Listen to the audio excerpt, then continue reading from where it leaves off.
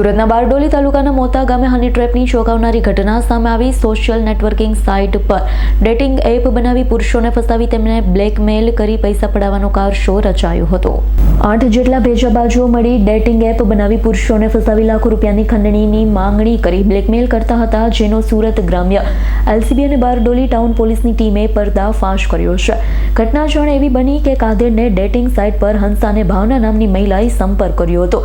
બંનેએ મળી કાદેરને તેમની જાળમાં ફસાવી મોતના રામકૃષ્ણ સોસાયટીના ઘર નંબર 2 માં મળવા બોલાવ્યા, જ્યાં તેમના અન્ય 6 પુરુષ મિત્રો સાથે મળી આ ઢેડ પાસે રૂપિયા પડાવવાની ચાલ રમવામાં આવી હતી। આ ઢેડને પોલીસની ખોટી ઓળખ આપી તેની પાસે 20 લાખની ખંડણી માંગવામાં આવી હતી। જો નહીં આપે તો બળાત્કારના ખોટા કેસમાં ફસાવી દેવાની પણ ધમકી આપી। અંતે લાંબી રકઝક બાદ મામલો 2.5 લાખે પતાવવાનું નક્કી થયું છે। રૂપિયા ન મળે ત્યાં સુધી ફરિયાદીને ઘરમાં જ આરોપીઓએ ઘરમાં જ ગોંધી રાખવાનું નક્કી કર્યું હતું। ફરિયાદીએ સમગ્ર ઘટનાની જાણ તેમના ભાઈને કરી ત્યારે તેમના ભાઈ પણ ચોંકી ઉઠ્યા હતા। સૂઝબૂઝ વાપરી તેમણે સુરત ગ્રામ્ય એલસીબીનો સંપર્ક કર્યો છે। સુરત ગ્રામ્ય એલસીબી અને બારડોલી ટાઉન પોલીસ એક ટીમ તરત બનાવવામાં આવી। પોલીસ આરોપીઓ સુધી ગણતરીની કલાકોમાં જ પહોંચી ગઈ હતી। સ્થળ પરથી આરોપી મહિલાઓ ભાવનાબેન પ્રદીપભાઈ અડધડ, હંસાબેન અશોકભાઈ ચૌહાણ, અક્ષય ચીખલિયા, સંજય ચૌહાણ, મયુર સુભાષ તાઈડે, અલ્પેશ વાઘેલાને દબોચી લીધા, જ્યારે આ કાવતરા સામેલ અન્ય 2 આરોપીઓ કૃષ્ણારામ અને એક અનામી વ્યક્તિની શોધખોળ પોલીસ કરી રહી છે। પોલીસ આરોપીઓની કડક પૂછપરછ કરતા પોલીસને ખબર પડી કે આ ટોળકી અગાઉ પણ આ જ ઘરમાં અન્ય એક શખ્સ સાથે હની ટ્રેપમાં ફસાવી પૈસા પડાવ્યા છે। બાબતે પોલીસે તે બીજા વ્યક્તિની પણ ફરિયાદ લીધી। આરોપીને કડક સજા થાય તેવી કાર્યવાહી શરૂ કરી દીધી છે। બારડોલી રૂરલ પોલીસ સ્ટેશનમાં ગઈકાલે હની ટ્રેપના 2 ગુના દાખલ કરેલા છે। હકીકત એવી છે કે મોતાની રામકૃષ્ણ સોસાયટી છે, તેમાં આ બધા આરોપીઓ છે, કુલ 2 મહિલા અને 6 પુરુષો છે, 8 જણે ડેટિંગ એપ બનાવી અને એમાં છોકરીઓના ફોટા મોકલી અને અહીં આ રીતની વ્યવસ્થા થાય છે એવું કહી અને આધેડને એમણે ફસાવેલા।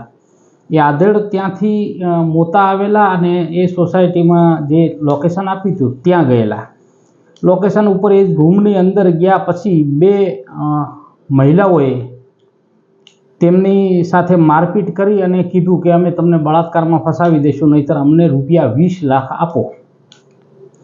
મીનવાઇલ 6 માણસો આવે છે અને એ એમ કહે છે કે ભાઈ અમે પોલીસ છીએ અને અમને ખબર પડી ગઈ છે ને તમે આવા ધંધા કરો છો એટલે ચલો પોલીસ સ્ટેશને એમ કરી અને એને ધમકાવે છે અને એની પાસે પણ એ લોકો પૈસાની માગણી કરે છે। મામલો ધીરે ધીરે બાર્ગેનિંગ કરતાં 2.5 લાખ સુધી આવે છે। હવે આ જે ભાઈ જે ભોગ બનનાર છે એ 2.5 લાખ લેવા માટે પોતાના ભાઈને ફોન કરે છે અને એનો ભાઈ છે એ બહુ સજાગ માણસ કહેવાય કે એણે તાત્કાલિક પોલીસનો સંપર્ક કર્યો, એલસીબીનો। એલસીબીની ટીમ અને રૂરલની ટીમ બંને જગ્યા પર પહોંચે છે તો આ આરોપીઓમાંથી 2 નથી હોતા પણ 6 એટલે 2 મહિલા અને બીજા 4 જણ હાજર હોય છે। એમને ત્યાં પકડી લે છે અને પોલીસ સ્ટેશને લઈ આવે છે, આગળની પૂછપરછ કરે છે અને પૂછપરછ દરમિયાનમાં ખબર પડે છે કે આ લોકોએ તો અગાઉ પણ આવો બનાવ આ જ જગ્યાએ એક ભાઈનો કરેલો છે, તો એને પણ બોલાવીને એની પણ ફરિયાદ લેવામાં આવે છે। એમ 2 ફરિયાદો દાખલ કરીને આરોપીને અટક કરવામાં આવે છે। આગળની તપાસ પીઆઈ પોતે કરી રહ્યા છે। હવે આગળની તપાસમાં આ ટીમ કોને કોને કઈ રીતે કેટલી વાર ફસાવેલા છે એ તપાસ અત્યારે ચાલુમાં છે અને આને વધુમાં વધુ કડક સજા થાય એવી તમામ પ્રકારના અમારા તરફથી પ્રયત્નો કરવામાં આવી રહ્યા છે। સુરેશ રાઠોડનો રિપોર્ટ, S9 ન્યૂઝ, બારડોલી।